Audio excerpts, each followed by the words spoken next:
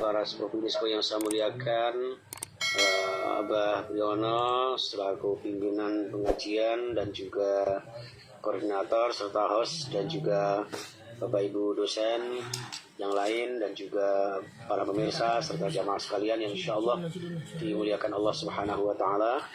Pertama-tama bersyukur kehadirat Allah dalam keadaan sehat walafiat. Saya bisa bertemu silaturahmi soal datang ngarsa panjenengan semua, dan terima kasih atas bela sungkawanya dan juga doanya. Alhamdulillah diberikan sehat setelah harus isolasi mandiri di rumah, dan alhamdulillah diberikan panjang umur, sehat walafiat, dan mudah-mudahan tetap sehat. Demikian juga panjenengan semuanya diberikan sehat dan walafiat sekeluarga, sehingga bisa tetap bersambung hati, bermuajahah, bersilaturahmi, sekaligus sambil sharing-sharing ilmu, sharing-sharing tentang wawasan keislaman, akan menjadi Islam yang kafah, yang bermuara kepada rahmatal lil alamin. Baik jamaah sekalian rahimakumullah, salawat beserta salam kita aturkan kepada Nabi Agung Muhammad sallallahu alaihi wasallam yang membimbing kita dengan syariatnya, kita teladani sunnahnya. Kita berharap mudah-mudahan benar-benar dianggap sebagai umatnya dan bersama beliau masuk surga. Amin ya rabbal alamin. Kajian tafsir kali ini juga sebetulnya request Abah Briono ini. Jadi saya anggap karena situasi kondisi seperti ini sampai saat ini masih dalam kondisi pandemi dan new normal, maka saya coba untuk menggali dan mencari ayat-ayat hadis, bahkan nanti mungkin hubungannya dengan kaidah-kaidah usul fikih, sehingga kontroversi yang terjadi di masyarakat kita ya tidak berlarut, dan tentu dikembalikan kepada syariat yang ada, kepada sunnah yang insya Allah tidak melanggar syariat Allah Subhanahu wa taala. Baik jamaah sekalian rahimakumullah, di kajian ini untuk memahami pandangan Al-Quran terhadap COVID dan new normal tentunya, agar kita tidak terkooptasi oleh pemikiran-pemikiran, pandangan-pandangan materialistis semata atau sekularis ya, yang jauh dari nilai-nilai agama. Jadi banyak statement-statement yang bermacam-macam ya. Ada yang mengatakan bahwa COVID ini konspirasi inilah dan sebagainya.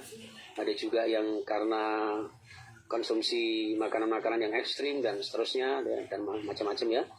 Maka Bapak Ibu yang saya muliakan, kita berusaha menggali bagaimana cara pandang Al-Quran terhadap wabah ini dan sikap Muslim ya terhadap new normal, karena banyak di masyarakat kita sampai sekarang pun masih banyak ya kenapa harus jaga jarak ketika softnya ketika jamaah sholat, kenapa tidak boleh bersalaman dan sebagainya, macam-macam lah. Ini nanti akan kita kaji dalam bentuk konsep maqasidus syariah. Jadi dalam usul fikih itu ada kaidah maqasidus syariah, jadi intensitas syariah dalam konteks situasi dan kondisi yang kita hadapi, dan itu digali oleh para ulama berdasarkan Al-Quran dan Sunnah Rasulullah SAW. Baik jamaah sekalian rahimakumullah, tentu kita pertama-tama membahas tentang pandangan Islam terhadap satu wabah, penyakit atau musibah ya, bara bencana apapun ya, bahwa di dalam dunia Islam itu bahwa hidup di dunia ini adalah darul bala ya, darul bala, tempatnya atau wahana untuk menguji kita. Karena Allah ingin menguji kita, dengan ujian itu diharapkan kita semuanya menjadi liyabluwakum ayyukum ahsanu amala, menjadi orang-orang yang kemudian dengan ujian itu siapa di antara kita yang terbaik amal kebajikannya. Karena itu ujian merupakan suatu keniscayaan hidup, dan cara bahasa kasarnya kalau tidak mau ujian ya jangan hidup, istilahnya begitu. Jadi selama kita masih hidup tentu ada satu ujian, sampai kemudian kullu nafsin dha'iqatul maut di dalam surah Al-Anbiya ayat 35. Ya, bahwa setiap yang berjiwa, setiap yang bernyawa pasti akan merasakan satu kematian. Kenapa? Karena wa nabluukum bisyarri wal khairi fitnah wa ilaina turja'un. Karena kami Allah Subhanahu wa taala ya menguji kalian, diuji dengan bisyarri, dengan keburukan, wal khairi, dan juga dengan kebaikan. Fitnah sebagai cobaan. Jadi kebaikan maupun keburukan, ya, kenikmatan maupun musibah, ya, yang menurut kita menyedihkan, ya, itu semuanya sebetulnya ujian, sebetulnya adalah cobaan. Apakah kita termasuk ketika diberi nikmat ini diuji Allah, termasuk orang yang bersyukur atau kufur, ya, dan begitu pun sebaliknya dengan keburukan-keburukan, rasa sakit, kemudian bahkan keluarga kita meninggal dan sebagainya. Ini merupakan ujian Allah Subhanahu wa taala untuk menguji sejauh mana kebaikan-kebaikan kita di dunia ini untuk nanti kembali wa ilaina turja'un, kembali kepada Allah Subhanahu wa taala. Di dalam surah Al-Baqarah ayat 155, insyaallah sangat populer ini ya. Walana beluwannakum bisyai'in minal khauf wal ju' wa naqsin minal amwali wal anfusi was samarat wa basyiris sabirin. Walana beluwannakum, dalam kaidah bahasa Arab, lamnya ini lam qasam, lam untuk bersumpah. Jadi Allah bersumpah sungguh, ya. Nun takkid ini nun menunjukkan kesungguhan Allah. Demi sungguh-sungguh Allah bersumpah akan menguji kalian. Jadi berarti ujian ini satu kepastian.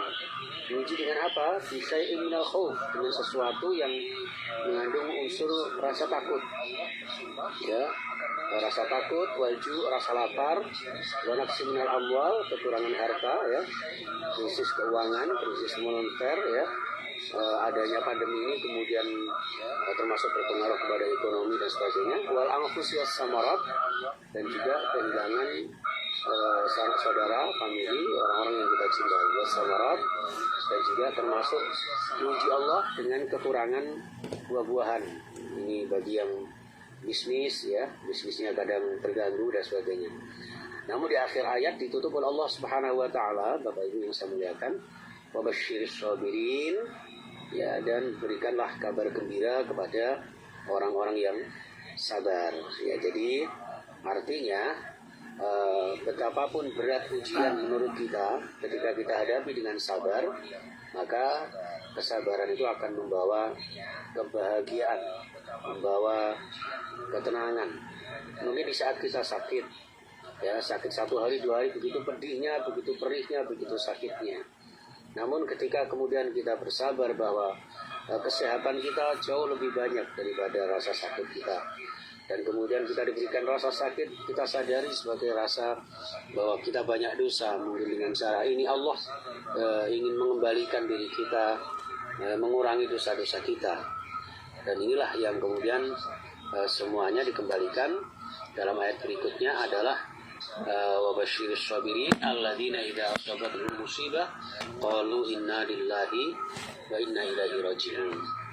Orang yang sabar yaitu ketika apapun yang menimpanya selalu kemudian dikembalikan kepada Allah Subhanahu wa taala. Jemaah sekalian rahimakumullah, ayat di atas menjelaskan bahwa sikap terbaik adalah tetap menguatkan iman, takwa, ibadah, amal soleh, ya, dengan ihsan, ya, kita lakukan sebaik-baiknya sehingga tidak muncul pemikiran-pemikiran yang egois, nafsi-nafsi, individualistis, ya, dan mengabaikan bekerja sama dengan saudara kita, dengan sesama kita. Dan alhamdulillah selama pandemi ini masyarakat kita menunjukkan betapa gotong royongnya luar biasa, kebersamaannya, masya Allah. Dan ini yang akan membawa mendatangkan kasih sayang Allah Subhanahu wa taala. Karena musibah ini adalah cara Allah untuk memanggil hambanya, ya, agar mohon pertolongan hanya kepadanya. Sebagaimana Nabi Ayub, Nabi Ayub ketika mendapat ujian Allah Subhanahu wa taala. Yang pertama dari ayat ini, wa ayyuba idh nada rabbahu anni massani ad-durru wa anta arhamur rahimin. surah Al-Anbiya surah ke-21 ayat 83. Wa Ayyub, jadi ini menggambarkan seorang nabi saja diuji, bahkan jauh lebih berat daripada kita. Wa Ayyub, ya. Nah, maka dalam satu hadis itu disebutkan ujian-ujian kita ini belum seberapa dibanding dengan para nabi, para aulia, para syuhada, para sholihin. Wa Ayyub, ya, termasuk Nabi Ayub ini diuji oleh Allah idnada rabbah, ketika beliau memanggil Allah Subhanahu wa taala. Artinya ketika beliau dalam keadaan sakit yang begitu parah. Ya, begitu parah, lalu kemudian beliau memanggil Allah, beliau berdoa kepada Allah. Anni massaniyaddur, ya Rabb, saya sungguh saat ini sedang dalam keadaan terkena satu kemadaratan, satu musibah.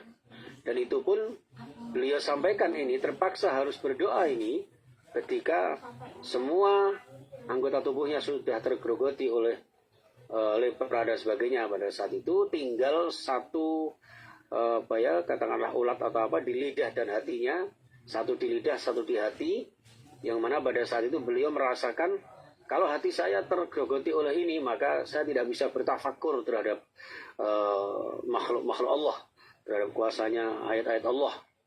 Dan kalau di lesan ini, di lidah ini hilang, maka saya tidak bisa berzikir kepada Allah. Baru kemudian beliau berdoa, Anni massaniyadurru. Beliau hanya mengadu kepada Allah, Wa anta arhamur rahimin. Dan engkau adalah zat yang Maha pengasih, maha penyayang di antara orang-orang penyayang. Inilah yang doa yang sangat tawadhu jamaah sekalian. Jadi doa Nabi Ayub ini sebagai kunci menghadapi ujian. Di mana seorang nabi doa